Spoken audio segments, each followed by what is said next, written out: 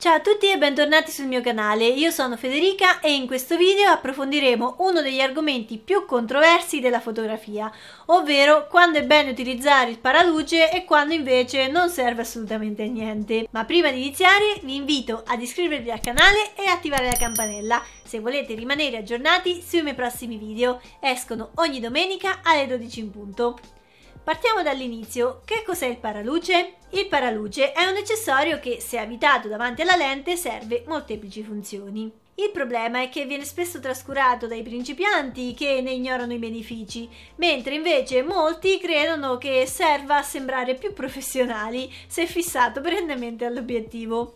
Vediamo allora a cosa serve il paraluce e come il suo uso può cambiare la resa delle nostre fotografie. Prima funzione: blocca la luce non voluta. Tra i vari benefici dell'utilizzo di un paraluce abbiamo il blocco della luce indesiderata.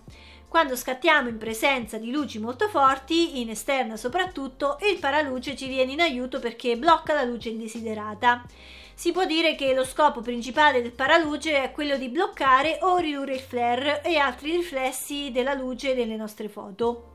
Flare e bagliori sono tipi di luce diffusa che colpiscono la lente da una certa angolazione e modificano il modo in cui vediamo la luce.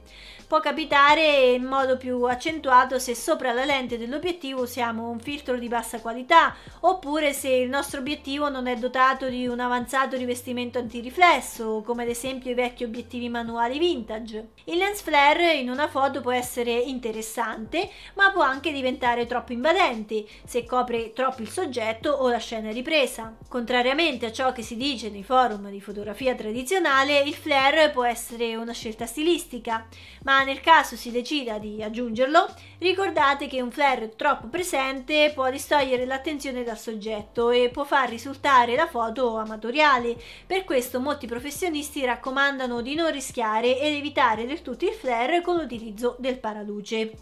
La seconda funzione è quella di aggiungere contrasto all'immagine. Quando il flare o il glare colpiscono il nostro obiettivo, questi producono immagini scolorite fino a ridurre il contrasto e la qualità generale dell'immagine. Con il paraluce si può evitare questo problema ottenendo sempre immagini dal contrasto perfetto. Terzo, ma non meno importante beneficio è quello di aiutare a proteggere l'obiettivo. Il paraluce mi ha salvato la vita un'infinità di volte perché protegge la lente frontale dell'obiettivo da eventuali urti accidentali, graffi, impronte o quando scattiamo in condizioni meteo avverse. Vediamo ora i tipi di paraluce. I paraluci principalmente sono di due tipi, a forma cilindrica o a petalo.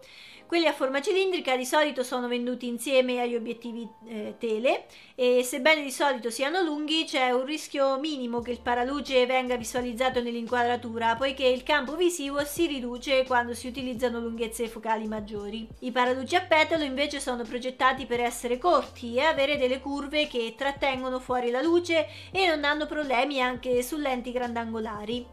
Generalmente hanno 4 petali che potrebbero dover essere ruotati nella posizione giusta per non entrare nel frame. In che situazioni è bene usare il paraluce? Non è sbagliato tenere sempre avvitato il proprio paraluce, poiché potete usarlo in qualsiasi condizione di scatto e in qualsiasi momento del giorno, soprattutto quando il vostro soggetto è in controluce, quando state scattando davanti o vicino a forti fonti di luce, se state usando un flash esterno alla fotocamera o se state scattando di notte vicino a lampioni, fari delle auto, eccetera. Quando invece non usare il paraluce? Allora, ora che abbiamo visto l'utilità del paraluce, voglio parlare però anche dei casi in cui si può non usarlo. Il primo motivo è che il paraluce si vede nelle foto. Se montiamo un'ottica grandangolare per APS-C su una fotocamera full frame, ad esempio, potrebbe succedere di vedere il paraluce nel frame, oppure si potrebbe vedere ai bordi come una vignettatura nera. E in questo caso il paraluce è più un impiccio che un vantaggio. A volte poi non è proprio possibile avvitare il paraluce, per esempio quando stiamo usando dei filtri o degli accessori particolari montati sulla lente. Se possedete una fotocamera con il flash incorporato, attenzione anche che il paraluce non blocchi la luce creando un'ombra sul soggetto. A volte semplicemente il paraluce è un aggeggio in più che attira attenzioni sul fotografo. Se vogliamo scattare in modo più discreto e passare inosservati, può essere controproducente avere una grossa attrezzatura con sé. Giornalisti e fotografi di strada si fondono meglio tra la folla con fotocamere più piccole e obiettivi fissi. Un altro motivo è che se ci capita di scattare dove c'è molto vento, è possibile che il paraluce aumenti di stabilità facendo muovere la fotocamera e producendo quindi immagini sfocate. Non commettete l'errore di utilizzare un paraluce quando utilizzate un teleobiettivo, anche nel caso si utilizzi un treppiede, poiché l'intera struttura può sbilanciarsi. Infine, il motivo per non usare il paraluce potrebbe essere proprio la ricerca dell'effetto flare, che, come vi avevo accennato prima, potrebbe essere una scelta stilistica del fotografo. Bagliori riflessi possono aiutare a produrre immagini più creative.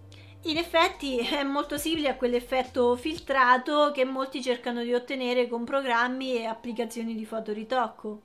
Se questo è ciò che stiamo cercando di ottenere, allora il paraluce non serve. I flare nell'immagine possono risultare delle soluzioni creative, oppure veramente brutti.